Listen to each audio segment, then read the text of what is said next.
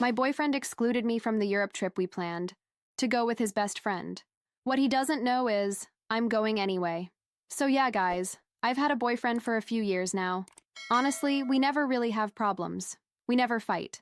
But when we do, it's always about his best friend. Turns out they met in college, and she is sincerely a parasite, a literal parasite. She's everywhere, in every plan we make. She's never invited, but she always shows up. Like, she crashes every single plan we make. She's even shown up to dates that were just meant for the two of us. I swear I was this close to reaching my breaking point, but I didn't say anything because I didn't want to be that girlfriend, you know? The one who's jealous, who can't handle her boyfriend. Having female friends? But let's be real, girls. That's outdated. Our boyfriends do not need female friends. We've seen enough story times to confirm that. Still, I didn't want to be the insecure, jealous one in the relationship, so I held back. I swallowed it all. I was right on the edge.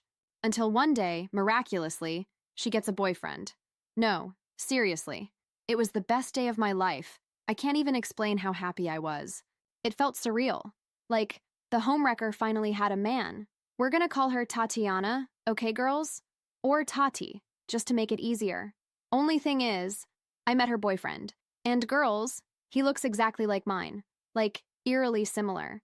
If I told you they were brothers, you'd believe me. I swear. But anyway, Tati was still Tati, of course, but now she started showing up less. And when she did, it was usually with her new boyfriend. So she chilled out. She stopped being so flirty with my boyfriend, stopped touching him so much, and quit acting like the cute one in the room. Now that she had her own man, she knew her place. Girls. She finally behaved. What I felt? Relief. Pure relief. Everything was going great. Until my brilliant boyfriend decides it'd be awesome to plan a couple's trip to Europe. At first, I honestly thought he meant a romantic getaway. Just the two of us. And I was like, aw, how sweet, how romantic, I love that. But nope. He was obviously talking about a double date trip, the four of us, traveling across Europe, together. Can you imagine that disaster? And I was like, wow, babe, what a great plan. Going to Europe with you, your twin, and a woman who clearly hates me and is still low-key in love with you. Great plan. So I told him, I'll pass this time. Like, absolutely not. But of course, he started begging, nonstop. Please, please, please. He was so excited about the whole idea, going on and on about how amazing it would be. And I'm just sitting there thinking, you know what? For this man, fine, I'll do it. I gave in, like the weak little clown I am. The trip started getting closer, so I began asking everyone questions like, hey, what do you want to do? Where do you want to stay? What kind of hotel? What places do you want to visit? And their answer? Every time.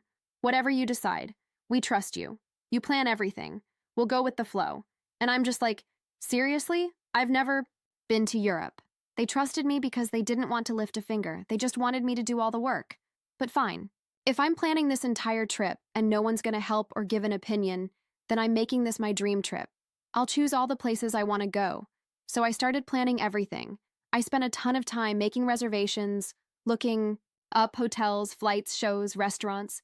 You know those places where you're like, I have to go here? Some of them were hard to book, but I made it happen. I even booked excursions, tours, everything. I ended up creating a dream European itinerary. Once I finished everything, I sent them the whole plan. And surprisingly, they loved it. Thought. It was amazing. They were super impressed, told me how great it was, how much I crushed it. I was expecting some pushback or arguments, but nope, nothing. And I thought, wow, this is going to be awesome. But I should have known better. I should have never let myself get excited about this trip. I don't even know when or why I started getting excited, because a week before the trip, my boyfriend comes over and says, Anna, I need to talk to you. And guys, I really thought he was going to break up with me. Like, for real. Why? Because he sounded so serious. His tone was different. He goes, we need to talk. And I said, okay, let's sit, talk. So, turns out he tells me that Tatiana broke up with her boyfriend. Out of nowhere, Tatiana and her boyfriend split up, and obviously she's devastated, crying her eyes out and needs someone to comfort her. That's how it starts. And then, he tells me she doesn't feel comfortable going on the trip with the three of us anymore. Like, she doesn't want to be in the middle of us two. You know, like what the Spanish call a third wheel? Honestly, guys, I felt a little bad for being so happy on the inside. Like, I was there going, oh no, that's so sad. Breakups are awful. Poor Tati, poor Tatiana. But on the inside, I was throwing a damn party. So I said, well, don't worry. She'll probably get a partial refund for the ticket or something. I mean, she won't get everything back, but she won't lose it all. They'll return something. And he looks at me and says, no, I don't think you're understanding me. He goes, I think she really needs me. She's in a dark place, she needs support right now, and I think it would really help her to go on the trip anyway. But instead of the three of us going, it would just be the two of us. And you stay. I laughed, loudly, because the situation was just ridiculous. I looked at him and said, you're not going on a trip to Europe, a trip that I planned, with another girl. You're not. Sorry, but you've lost your damn mind. And of course he goes, but we're just friends. And I say, oh really, and does she know that you're just friends? Because let me tell you, I wouldn't go on a romantic trip across Europe with a guy who's not my boyfriend. So, does Tatiana know that? Is that crystal clear in her head? And then he says, come on, don't you realize she doesn't have any girlfriends here? And I'm like, and why do you think that is, huh? Maybe think about why no other woman wants to be her friend. Just think for 2 seconds. We had a huge fight. I won't even get into the details. We argued and argued until finally he says, look, I can't keep fighting with you like this. She really needs me. I have to go. And he left. Just like that. And in that exact moment, I realized this relationship is over. Completely done. But you know what's not over? My trip to Europe. That's definitely not over. My now ex even offered to pay for the cancellation fees on my flight. Like, I'll cover it if you cancel your ticket. And I just said, no thanks, sweetheart. That won't be necessary. Obviously, I wasn't going to cancel anything. I just changed my flight time to leave a little after theirs. Luckily, my best friend is way more loyal than this guy, clearly. So I called her and said, girl, I need you to take next week off. You're coming to Europe with me. Then I called every single place I had booked and told them, all these reservations are under my name. Please don't let anyone use them unless they show my ID. Ask for my ID when they check in. Do not give my room, my seat, my booking to anyone else. So when they try to check into the hotel, they won't be able to. When they try to go to the restaurants, they won't get in. When they try to go to a show, not happening. But you know, who will get in? Me. Me and my best friend on the most amazing trip we've ever taken so far. At least, so far. What I didn't know yet was just how deep the betrayal would go. 2 days before our flight, everything was ready. Luggage packed, documents printed, itinerary finalized. My friend and I were laughing, excited, going over every little detail. And even though there was still a little sting of bitterness buried deep, I had made up my mind. I wasn't going to let it ruin this for me. This trip was mine. I deserved every bit of it. I had earned it more than anyone. But that night, lying in bed, struggling to fall asleep, I made one terrible mistake. I opened Instagram, just to scroll for a bit, to kill time. And there it was, a photo, on the plane, her, sitting next to him, smiling like she'd won some kind of grand prize.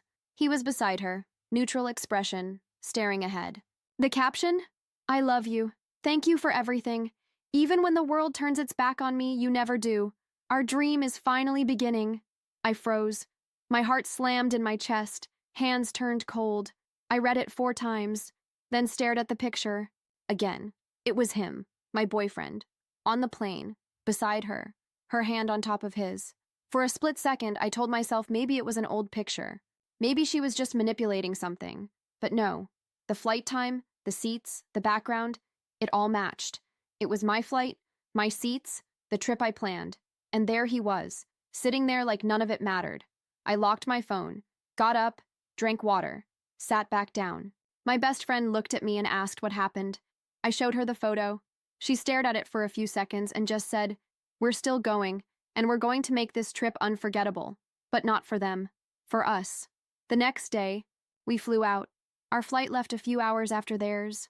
But now, everything felt different. Now there was rage, disgust, contempt. Every minute in the air, I thought about his stupid face smiling next to hers, like I didn't exist, like I hadn't. Spent weeks building the perfect itinerary, breaking my back to make it special. Like I was disposable. We landed in Europe, and the very first thing I did at the airport was switch into cold, calculated Anna mode. I called every hotel, every restaurant, every tour guide to personally confirm that no reservation could Be used without me and my ID present. They'd already been told before, but I made sure to repeat it. The next morning, my phone rang. His name lit up the screen. I took a deep breath, put him on speaker. My best friend sat beside me sipping coffee. Hey, Anna. He sounded hesitant, almost embarrassed. Listen, we're at the hotel and there's an issue with the check-in. I faked concern. Really? Yeah. They said the reservation's blocked. They won't let us check in without you confirming it. Since it's under your name? Makes sense. I booked it. Right, but could you call them? Just let them know it's okay? We really need the room. I took a pause. Sure, I'll take care of it. For real? Thank you so much. It's just a quick call. No problem. Hung up. My friend raised an eyebrow. You gonna call? I'm gonna fix it. But I'm doing it my way. We hopped in a cab, drove straight to the hotel. I walked in, holding my ID, calm and collected. Walked up to the front desk. Hi, I'm Anna, the guest under reservation 204. I'm here in person to approve access, but I want to do it while they're standing there.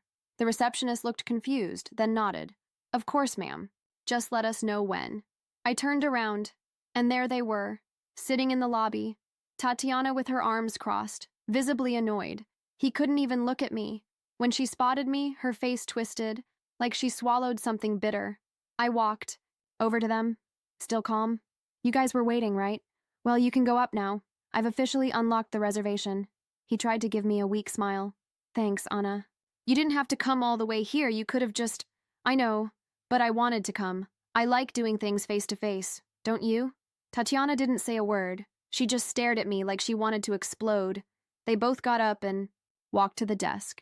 My best friend leaned in and whispered, "Did you see her face?" I smiled without looking back. We walked out. Slow, peaceful, dignified. Europe is way too beautiful to waste on petty people. And the war was just getting started. He had no idea who he was dealing with. As we walked out of the hotel lobby, my best friend turned to me and said, "Do you really think they're gonna have peace in that room? Because if you tell me, let's make their lives hell, I'm ready." And in that moment, I didn't hesitate. I didn't feel bad. I didn't feel guilty. Everything they tried to do to me, the lies, the betrayal, the humiliation, I was about to return with interest, late fees, and a spark of chaos. We walked right back to the front desk with the same calm smile I'd had before. "Oh, one more thing," I said. "The reservation is for 4 people. We're heading up now." The receptionist looked mildly uncomfortable, but nodded. I showed him the booking confirmation, clearly stating 4 guests. They hadn't even bothered to read it. They just assumed they could steal my trip, my room, and walk away clean. Big mistake. We took the elevator up, rolling our bags behind us. When the door opened to the room, Tatiana's face was priceless. She was sitting on the edge of the bed, taking off her shoes, looking like she owned the place. When she saw us walk in, she blinked, startled. "What is this?" she asked, frowning. I kept my voice cool and sweet. "We're staying here. The reservation's under my name. It's for 4 people. I'm not sharing a bed, so make yourselves comfortable." My best friend tossed her bag on the armchair, gave a polite little smile, and walked straight over to the other bed. Tatiana looked at him like she expected him to say something, to fix it, but he just stared at the floor, like a pathetic little boy who got caught cheating on a math test. We didn't do anything the first night, just unpacked, showered, and quietly settled in. Let them think this would be tolerable. Let them believe we were being mature about it. But on the second night, we got to work.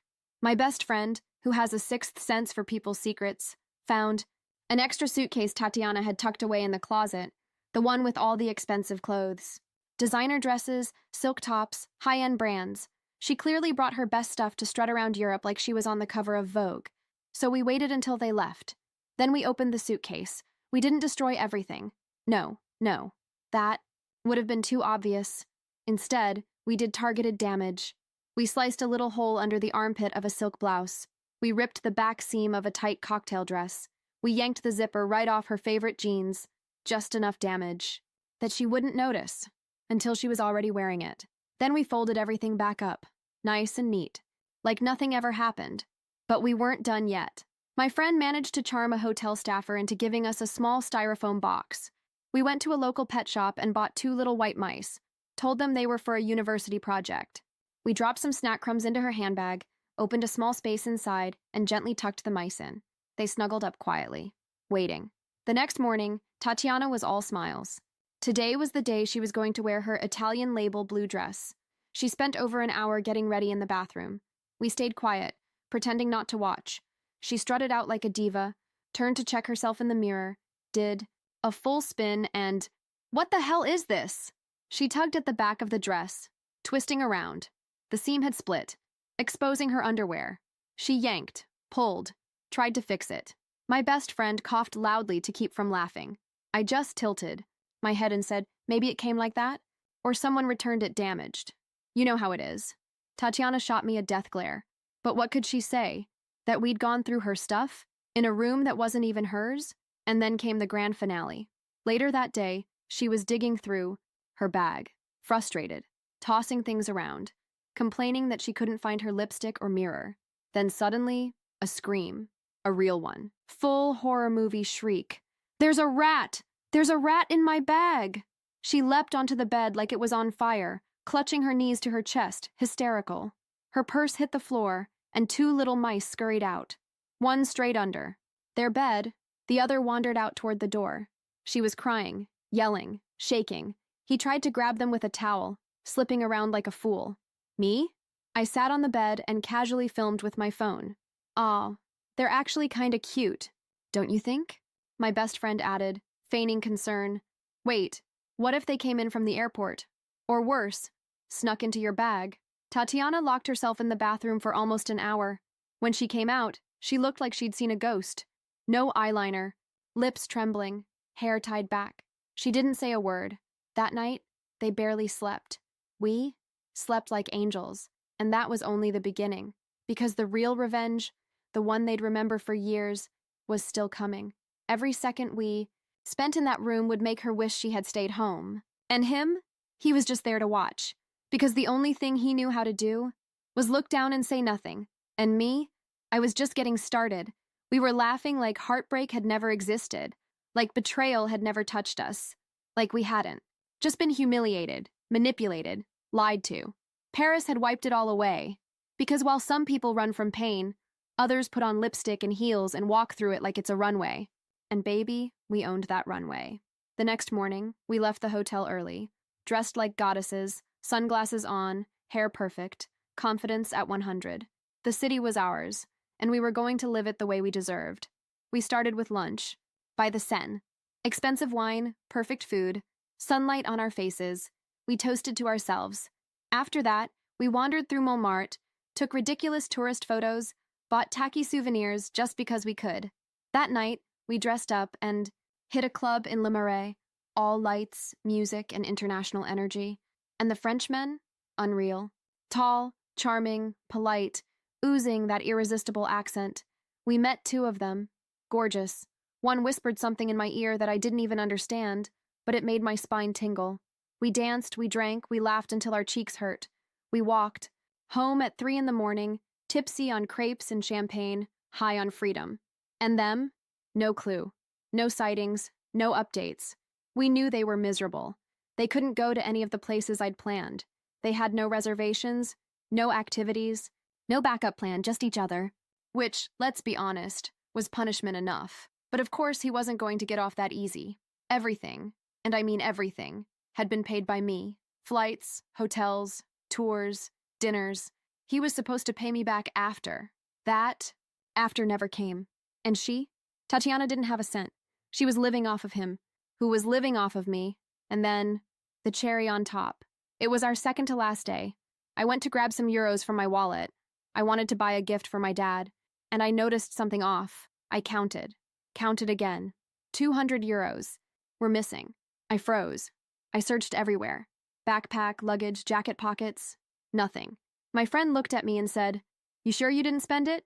And I was. I knew I hadn't. And then it clicked, Tatiana. No money, new purse, new lipstick, the sneaky outings, the timing. She stole from me. I didn't scream. I didn't confront. I didn't cry. I just smiled. And that night, we made a plan. The next morning, they took turns showering. First her, then him.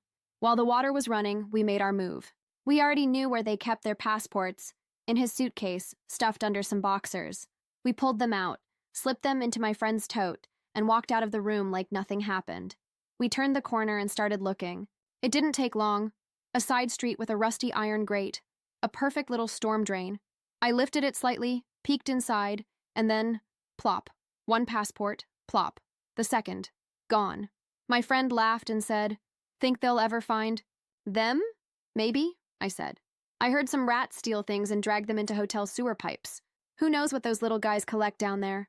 We went back to the hotel, grabbed our luggage, called a ride to the airport. Calm, cool, glowing.